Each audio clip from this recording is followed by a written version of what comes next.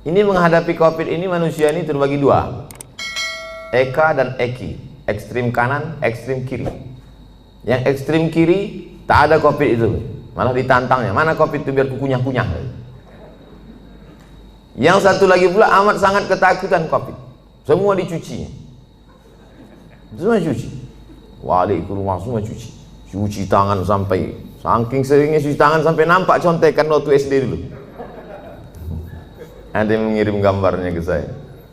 Oleh sebab itu kita ahlu sunnah wal jamaah berpegang wa kadzalika ja'alnakum ummatan wasata, kami jadikan kalian ini umat yang pertengahan, tidak terlalu berani kepada COVID karena dia memang penyakit, dia virus, benda itu memang ada. Virus ini ada dari dulu, virus flu, influenza sampai sekarang belum hilang, maka banyak orang kena influenza. Virus penyakit kuman malaria sampai sekarang masih ada. Jadi yang namanya virus, kuman, bakteri, penyakit itu ada. Ada yang mati, ada yang tak mati. Jadi kemarin kebetulan saya ceramah di rumah sakit, ketemu sama dokter.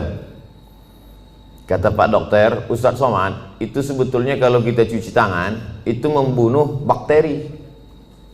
Kalau kita cuci tangan pakai hand sanitizer, pakai sabun, itu membunuh bakteri, Ustadz.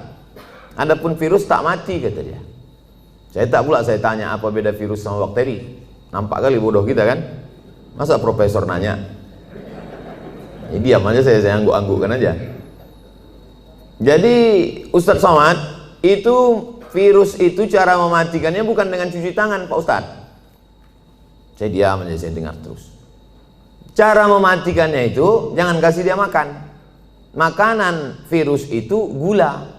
Maka kalau tak ada gula, mati dia. Jadi bagaimana cara membunuhnya? Kata dia, banyak-banyak puasa sunat. Memanglah itu ajaran Nabi Muhammad SAW.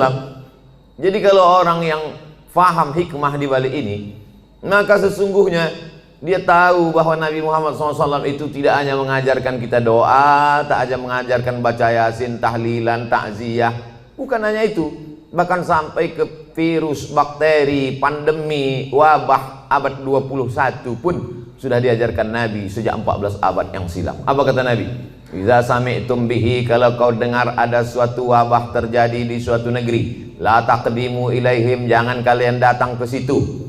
Kalau ada suatu wabah terjadi, sudah ditetapkan bahwa negeri itu zona merah, zona hitam, jangan kau datang ke sana. Wa idza waqa'tum bihi, kalau di kampung halamanmu terjadi suatu wabah pandemi, la takhruju firaram minhu. Kalau kau dengar ada suatu wabah terjadi di suatu negeri, jangan kau datang ke sana. Dan kalau kau berada di suatu negeri terjadi wabah di situ, jangan kau keluar dari kampungmu. Itulah yang dikenal orang sekarang dengan istilah PSBB, lockdown, social distancing.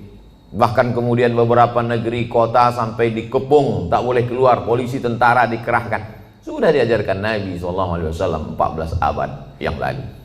Bagi yang belum kena, amalkan ini. Bagi yang sudah kena, mati dia. Nabi mengeluarkan statement sabda.